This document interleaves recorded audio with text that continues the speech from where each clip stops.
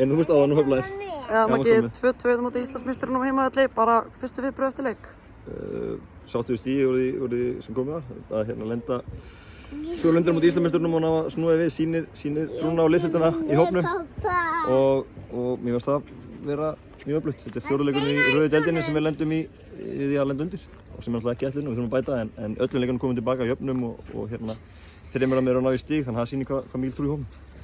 Fannst svona framan að þið voru ekki alveg að ná að koma á boltanum út á kantana, svona það sem þið viljið hvað helst vera, breyttir ykkur í hálfleik, mér fannst það aðeins breytast í seinni? Við skertum ákveðnum hlutum, já, og já, það var eitt af sem að við svona fórum yfir og reyndum að gera og markið náttúrulega fyrst annað markið kemur þannig. Við komumst upp hérna vinstra megin og frábær fyrirgjöf og hérna frábær spil sem endalega Bensi skorar og hérna með mörkin bara bæði mjög góð og bara hörku öflug framistæð hjá strákunum í dag. Þeir áttu sín moment, við áttum okkar momentum. Eftir þetta mark sem við komumst í efnu 22 þá fannst mér eiga vera nærið að skora þrútu í heilangan tíma. Það hefði verið gott að ná markinu þá en svo undir lokin þurfum við þeirra á okkur á þess að skapa dauðafæri þannig að ég held að hann verið sanngjarnt í lokin eftir.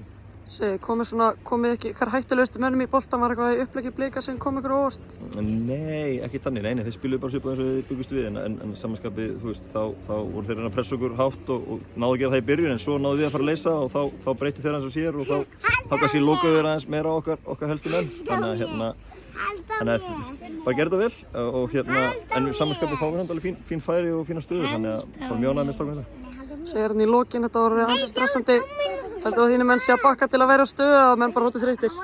Ég bara bæði og held ég. Ég held að þetta er kannski ekki það smá þreyta en svo bara beðið mjög gott lið og þeir bara ná smá momenti, annars við náðum momenti hérna í byrjun sunnust, strákum minni slækja eins og það bara fór eins og hérna það fór. Við fórum aðeins niður á völlinn en ég held að stíða sækjast. Ísak Snær Þorvaldsson er ónotaður varamaður á Rosenborg núna í síðasta leik. Er það eitthvað sem þið eru að skoða í glugganum? Ísak er frábær leikmaður, múslingur og afturlíkamaður í húð og hár þannig að ef hann hefur áhuga að koma hingað þá er standa dyrnar alltaf velkomnar hann, það er engin spurning og við viljum hafa þessa öflugu múslíka sem flesta hérna heima hjá okkur, margir sem að fara í atvinnumennsku í öflugu lið og ef þeir eru að hugsa setja hreyfings og koma heim þá held ég að það sé bara eitt stað sem ég að vera og það er hérna í 270.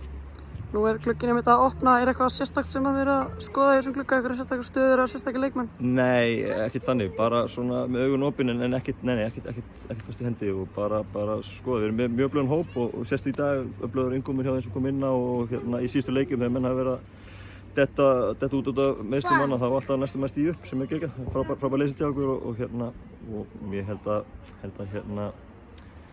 við skoðum bara þegar nættir dregur, glugginn er 2 vikur í glugginn opni þannig að það er ekki eitt sem við þurfum að ákveða strax. Það er með 2 vikur líka að þið eigið næsta leik. Þið væntanlega ætlið að nýta þessa litlu pásu vel og svona það er einhverjir leikmenn sem eru middir og glíma við einhvers konar eymslu eitthvað sem að þið vonast eftir að fá tilbaka. Já, þetta er bara ágætis tímabútur með þessa pásu, það er svona oft byrjandi það að koma en nú náum við að koma öllum á lappi fyrir næsta leik og allir vera klárir og gefum smá frí núna helgin og svo mætum við bara ferskir á æfingu á mánudaginn og ætlum að æfa vel. Við þurfum að fara í ýmsa hluti, við þurfum að gera margt vel en við þurfum að bæta ýmislegt líka þannig að við þurfum að bara bæta í æfingasvæðinu og mæta ennþá betri leiks eftir 2 vikur á móti fram.